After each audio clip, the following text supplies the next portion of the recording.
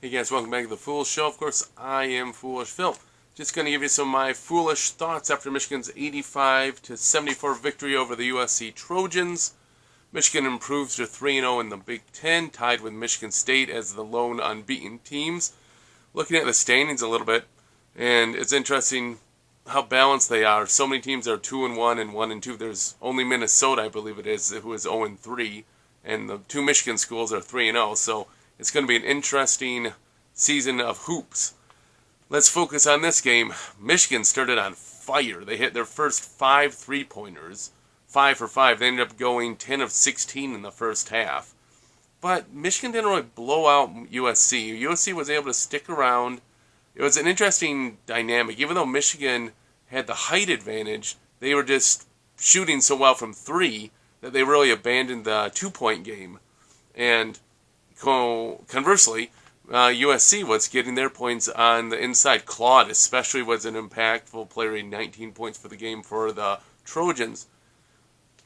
It was a tight game at halftime, 42-38. Coming back out of it, though, well, I just want to say one thing, though. Man, the first half was getting, so many fouls were being called that the players get a little chippy. All these ticky-tack fouls being called. Michigan got called for 10. USC got called for 6, I believe it was. And so all what you have then is all of a sudden you have, Vlad puts his arm out a little bit more and lays a guy out on a screen.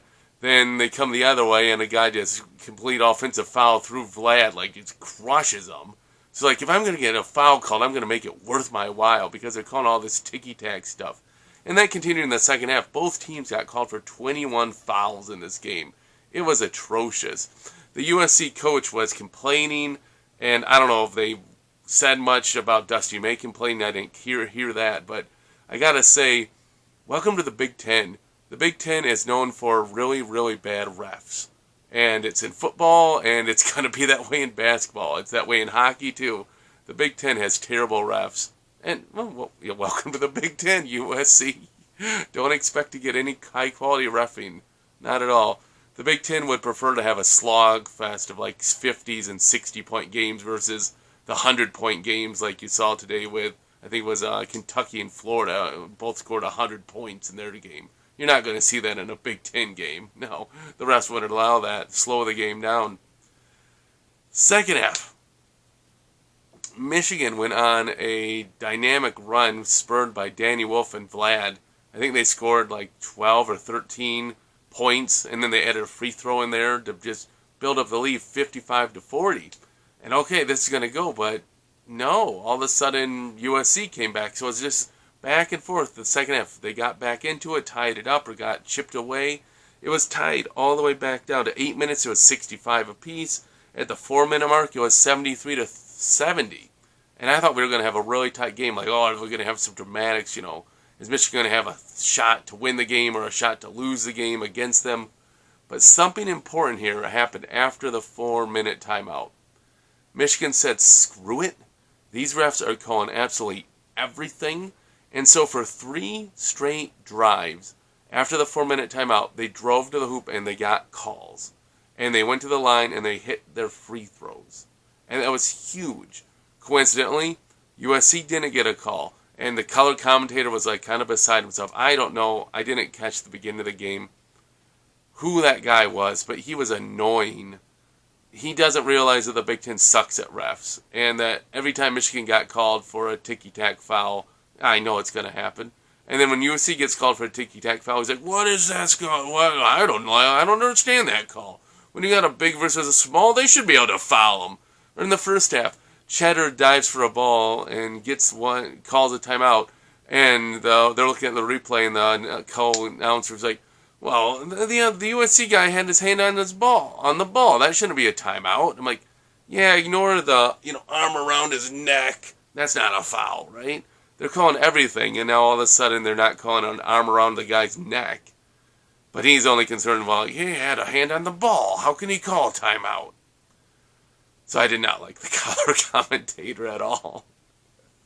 I don't know if you guys liked him. Please let me know. But I caught later in the game he apparently went to Stanford and such. So I don't know. Oh, it's going to be really tough though for the USC and Washington, Oregon, UCLA to Oregon, gun, Oregon. I'm trying to say it right. It's going to be tough for them to go east. They're going to have long travel. Anyways, Michigan attacked. After the 4-minute timeout, Michigan attacked, and that really changed the game because in one of those attacks, Vlad got fouled and Claude went out. And after that point, USC only scored, I think, 3 points, and that was just like some garbage time 3-pointer when Michigan was up like 10 points already. After he went out, Michigan's defense clamped down. USC had no one to go one-on-one, no one to get them a big shot, and Michigan pulled away. At one point after, including the under 4 minutes, Michigan hit 6 straight field goals. Just excellent. Good passing. Definitely Danny Wolf, 9 of 12, I think it was. 21 points, 6 blocks. He tied a Michigan school record with 6 blocks for the game. Vlad, in fact, all the starters had double digits. Or more, obviously, right? No, each one had double digits. Why would I say or more? No one scored 100 points, fool.